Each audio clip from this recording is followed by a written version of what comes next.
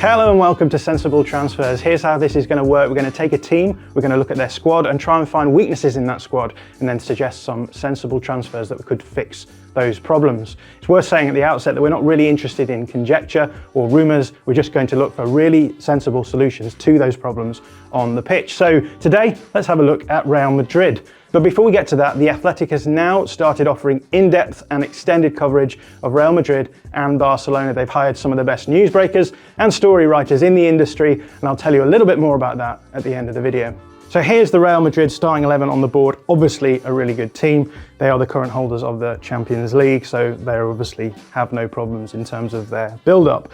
But there is a problem, and that problem is this. Toni Kroos, Karim Benzema, Luka Modric, Nacho Fernandez, Dani Ceballos and Asensio are all out of contract in the summer. And if none of these players renew their contracts, then we're going to be in a situation where there's a big problem in a particular area on the field, and that area is the central midfield here.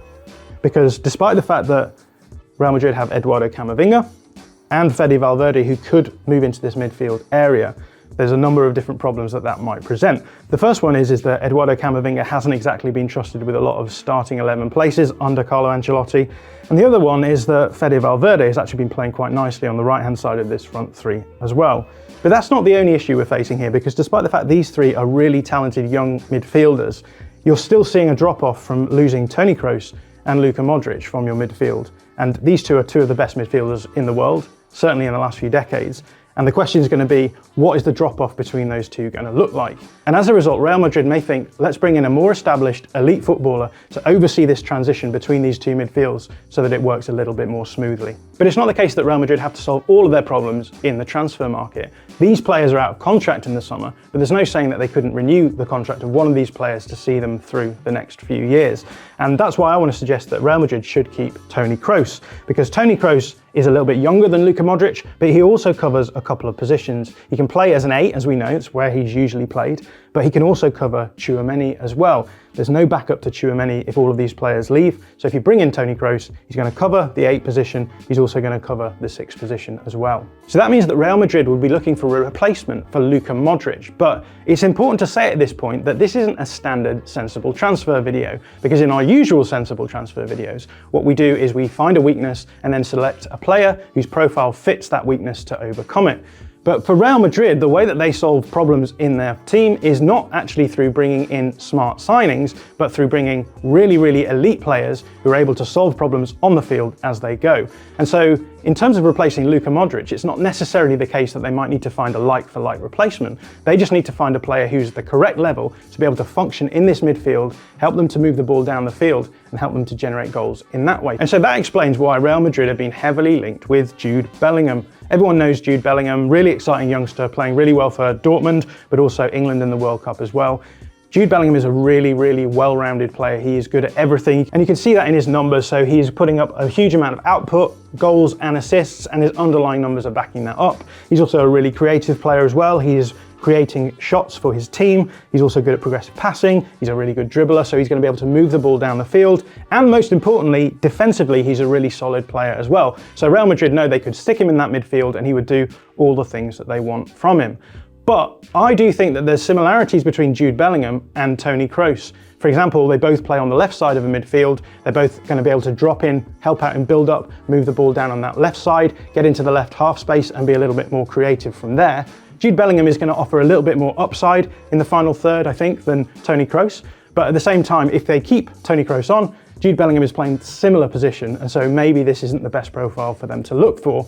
And so that's why I want to suggest a little bit more of a creative player who's going to play on the other side of the field. He's going to have a huge amount of volume in terms of his creative aspects. And that player is Bayer Leverkusen's Florian Wirtz. Now, Wirtz is an attacking midfielder who's been playing for Leverkusen through their youth system, and the big thing to look at in his numbers here is the creative aspects. You can see he's absolutely smashing every creative metric here that we've got. He's in the 90th percentiles for all of them, pushing the 95th in most of them. Really, really good creative player. Now you might look at the output part of our graphic here and see that the goals are a little bit lower than what we saw for Jude Bellingham, and the expected goals even lower. And you might be a little bit concerned there, but it's important to remember that the numbers that we're looking at here, the percentiles in particular, are compared against attacking midfielders, where Jude Bellingham was being compared against central midfielders. So the percentiles are a little bit different. So the best way to compare these two players is to look at the raw numbers themselves. So here's Bellingham, here's Wirtz. If we look at the numbers here for goals, we can see that Wirtz is 0.22 goals per 90 for Leverkusen in the last year. That puts him in the 40th percentile for attacking midfielders. Jude Bellingham is on 0.26 goals per 90. That puts him in the 94th percentile for central midfielders. But actually those two numbers are much closer than you might expect. And again, if we look at some of the numbers here, the expected goals numbers, Bellingham is putting up 0.18 expected goals per 90, which is the same number that Wirtz is putting up. But because they're being compared against different players, actually, Wirtz is showing up in the 20th percentile rather than the 86th, like Jude Bellingham. So keep that in mind. Wirtz is still a really good goal scorer as well. It's just that he's playing in a position where actually goal scoring is a little bit more common. But the big difference is in this area, this creative area, because Florian Wirtz is being compared against attacking midfielders whose job it is to be creative, whereas Jude Bellingham isn't as much. And despite that fact, Wirtz is still smashing these numbers here. So if we compare shot creating actions, for example, Jude Bellingham is putting up 3.29 per 90, whereas Florian Wirtz is putting up 5.35 per 90. And so what we're seeing from Florian Wirtz is just a huge volume of creative output. And if you put a player like that in the Real Madrid team who have really good finishers, you're going to score more goals. So if you play someone like Florian Wirtz in that midfield, not only is he going to be able to do the stuff that you want in the build-up phases, he's also going to offer you a huge attacking upside as well. And for that reason, I'm going to say Florian Wirtz is my sensible transfer for Real Madrid. So here's Florian Wirtz in our starting 11 now. We're going to get him creating a huge volume of attacking chances for his teammates, and the main beneficiary of that is going to be Karim Benzema, but that brings us to our second problem. And that second problem is that Karim Benzema is also out of contract in the summer. Now, it could be the case that Real Madrid want to keep him on a little bit longer. He's a brilliant player. He's just won the Ballon d'Or, so he's clearly worth having on your team. But obviously, there's not a huge amount of depth behind him. You do have players like Mariano Diaz, and also Rodrigo could play as a striker as well. But it may be the case that Real Madrid want to make sure that they keep their strong performances in the Champions League. And if they do that, it will be good for them to bring in another centre forward who can do similar things to Karim Benzema. Now, Real Madrid have been linked with Kylian Mbappe in the past, and Kylian Mbappe could play in this 9 role. But as we know, he likes to operate on the left-hand side, cut in towards goal. So if you brought Mbappe, he would probably play on that side, and he wouldn't offer the same sort of profile that Karim Benzema has. Karim Benzema has been really important to Real Madrid in the last few seasons in terms of his attacking, so it could be the case that Real Madrid would look for a profile that matches quite nicely to Karim Benzema. So that brings us to the player who I think is the most natural Benzema replacement in the market right now, and that is Tottenham Hotspur's Harry Kane.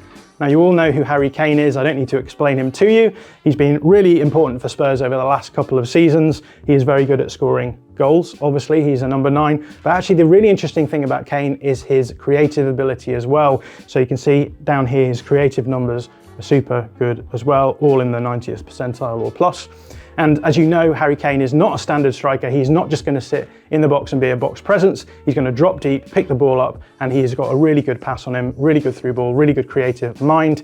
And that means that he is going to profile really nicely against Karim Benzema. So we've got the comparison between the two of them here. Now, as you can see, Benzema's numbers are really, really good, more impressive in terms of output than Harry Kane. But it's important to remember that these numbers are from the last calendar year, and Real Madrid have had a fairly good last calendar year. Spurs, not so much. So Harry Kane's 0.63 goals per 90 here, a little bit less than Benzema's 0.98 goals per 90 for Real Madrid. Now, there's another thing to keep in mind here as well, and that is that both of these players take penalties, but Karim Benzema is taking more penalties in the last calendar year than Harry Kane. So we compare them on non-penalty expected goals, and we see a different picture emerge. So Harry Kane drops down to 0.46 expected goals per 90 when you take penalties out of the equation, and Benzema is down at 0.56, so much closer than their goals figures suggest, which suggests that Benzema is getting a lot of goals through penalties. So although Spurs haven't been as good as Real Madrid in the past calendar year in terms of output, Harry Kane still has really impressive numbers here. And then across the creativity section here, we can see that there's just parity between the two of them. Again, Benzema's numbers slightly better in some metrics, but again, he's playing for Real Madrid, so that is going to inflate his numbers a little bit. Now, Harry Kane is towards the older end of the age curve. He is 29, turning 30 in the summer. But again, it's important to remember that this isn't a standard sensible transfer video. Real Madrid want an elite player who is at the top of their game, who they can just throw into their starting 11 and see the same sort of output that we're seeing from Karim Benzema at the moment. Karim Benzema is 35, and as we said, he's just won the Ballon d'Or. He's been really good in the last few seasons, and so what Real Madrid will want is to see the same sort of trajectory with Harry Kane, bring him into this team, get a few good years out of him, and know that they're going to be putting up a huge amount of attacking and goal-scoring output. And so for all of those reasons, I'm going to make Harry Kane my pick for sensible transfer for Real Madrid as their Karim Benzema replacement. And so here's the final 11 that we've got for Real Madrid if they make the sensible transfer suggestions that we make. I think everyone would agree that this is a really competitive team, would compete in our Liga, would compete in the Champions League, and at the end of the day, that's what Real Madrid want. As I said before, The Athletic is now covering Real Madrid and Barcelona with really in-depth and extended coverage from some of the best news writers and story breakers in the sphere, including Mario Cortegana, Guillermo Rai, and if you're interested in that, then do check out the links in the description below me in this video. If you like this video, please consider subscribing to the channel. The Athletic is home to some of the world's best sports journalists, including David Ornstein, Daniel Taylor, Ollie Kay, Amy Lawrence and Rafa Honigstein. There are journalists dedicated to each Premier League team, so every fan gets the coverage they deserve, not just the big clubs. And you can try it for free now for 30 days. See the link in the description.